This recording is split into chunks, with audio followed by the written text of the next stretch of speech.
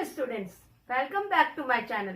On my channel, you can get videos on NCERT, social topics, GK and current affairs for all competitive exams and political science topic for UGC NET exam.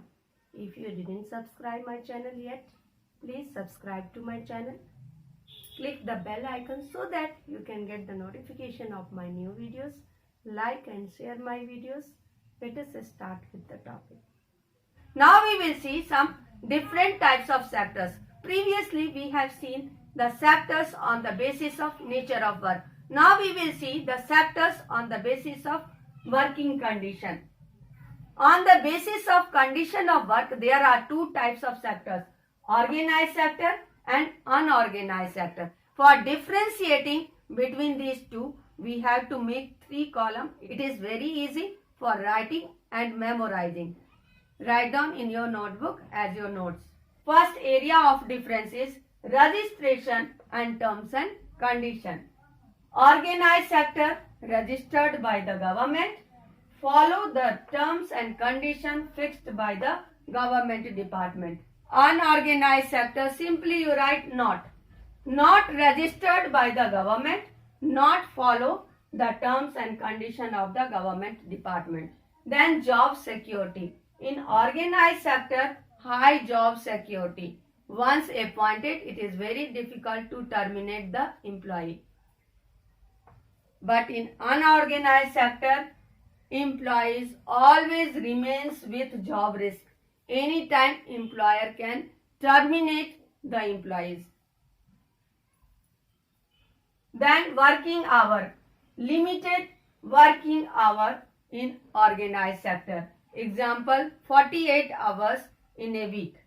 But in unorganized sector, working hour is not fixed.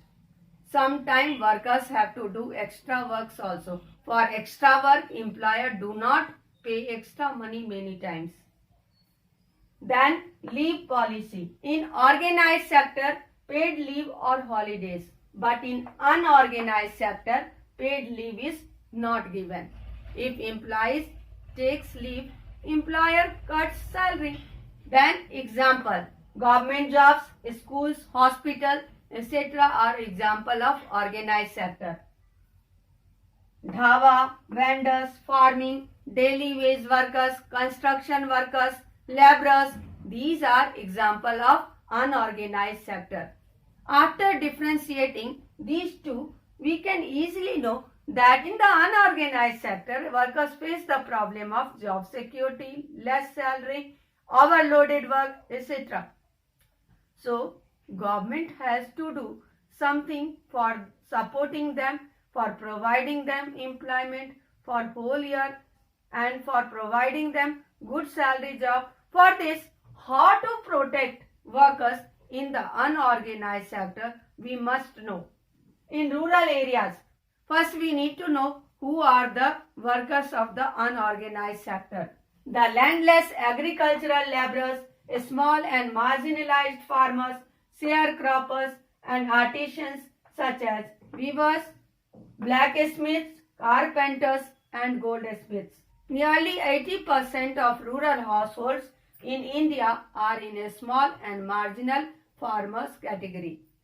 These farmers need to be supported through adequate facility for timely delivery of seeds, agricultural inputs, credit, storage facilities and marketing outlets.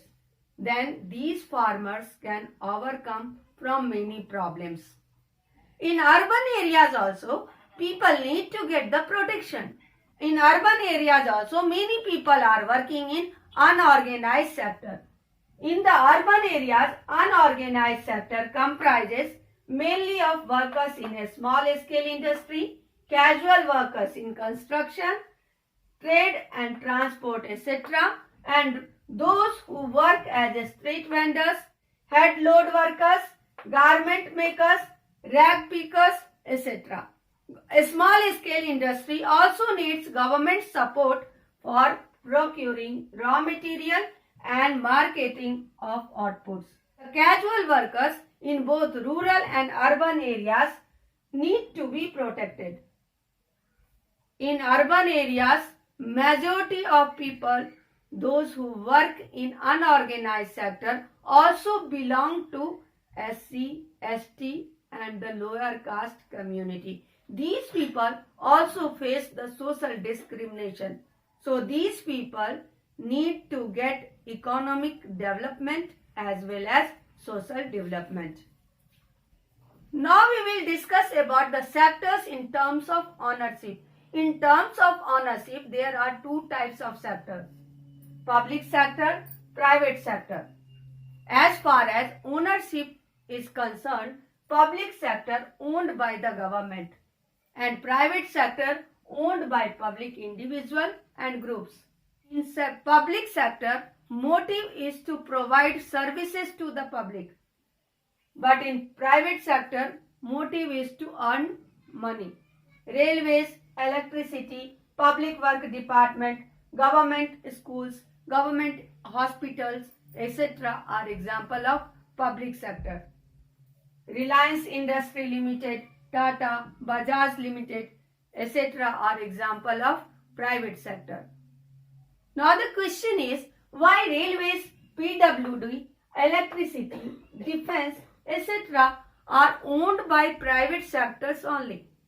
First, due to need of huge amount of money. Because in these services, huge amount of money is expended.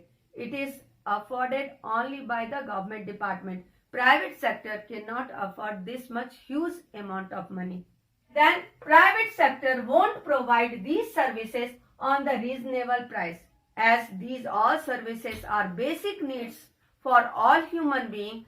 Poor people cannot afford these services provided by the private sector. Government provide the services at the low cost. These services provided by the government department at the low cost so that every people can afford these services. Government supports both farmers and consumer while running the ration shop. In ration shop, what government do? Government purchase the ration from the farmers at the high cost and sell to the consumer at the low cost. So in this way, government supports farmers as well as consumer. If private sector would provide the ration shop, then what the private sector would do? The private sector would purchase the ration from the farmer at the low cost and will sell to the consumer at the high cost. So private sector would always try to get more and more benefit. For example, government provides educational and health facilities at the very low cost. In contrast, private sector provides educational and health facilities at the very high cost. It is not possible to afford by the poor people. Let us do the quick revision of this chapter. In this chapter, we have discussed about different types of sectors. On the basis of nature of work, there are three types of sectors: primary, secondary and tertiary. Primary sector is also known as agricultural and related sector. Secondary sector is known as manufacturing and industry sector, and tertiary sector is also known as service sector. Then we discussed about GDP.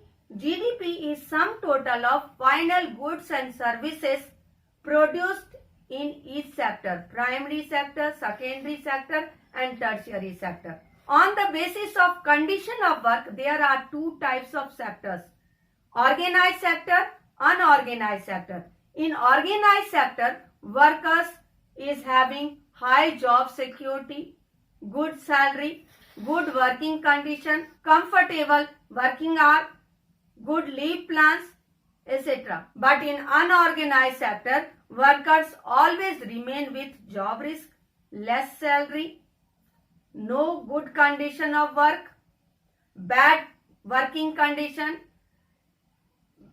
uncomfortable working hour and no good leave plans. So government has to do something for protection of the unorganized sector workers. In rural areas, especially farmers, So for protection of farmers, government should provide loans at the cheap rate so that farmers can afford many things.